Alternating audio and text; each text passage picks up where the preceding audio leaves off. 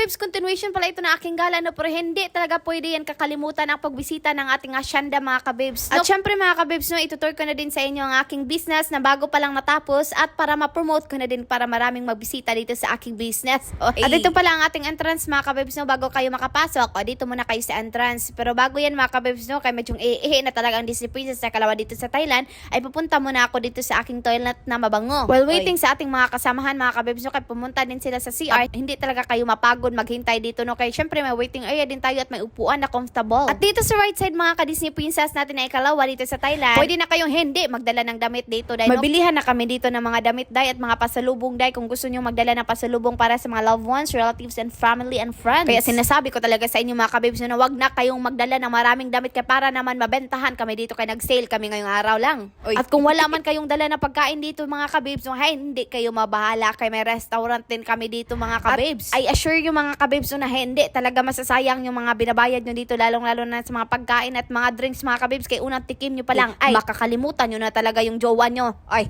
And of course, mga kabibs, mawawala pa ba yan ang accommodation dahil, no, kaya marami talaga mga turista na gusto talagang mapunta dito dahil sa kagandahan, dahil at nice ang view. At ngayon, mga kabibs, so, kaya magsimula na tayong mag-observe dahil, no, kung ang ating mga janitress at janitor ay nilinisan ba yung mga kalat dyan dahil, yung mga dalan dahil, yung mga roads dahil, yung mga tanim ko dahil na tinanim ko pa dyan kung namumulaklak na ba dahil. At tinginin nyo na talaga dyan, mga kabibs, no, oh, kita mo pa yung mga mountains dyan dahil, pwede ka pang magsagit-sagit dyan dahil, kung broken hearted ka, wala talagang makakarinig sa iyo.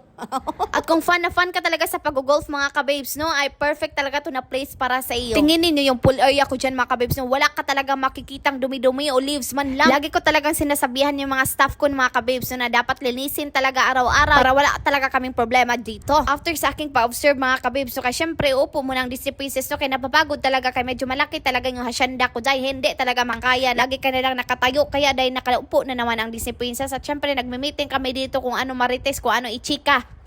Sinasabi ko talaga sa inyo, mga kabibs, na hindi talaga masayang yung mga bayad nyo dito kung mag-try kayo mag-visit dito sa aking place. At pagkatapos kung umupo, mga kabibs, kay tumindog na naman ang Disney Princess, kay nag-check na naman dito kung ano pa ba. Grabe talaga, mga kabibs, masasabi ko na talagang thank you Lord dahil sa katas ng vlog nakapundo ako ng business na ganito. Hi for the go!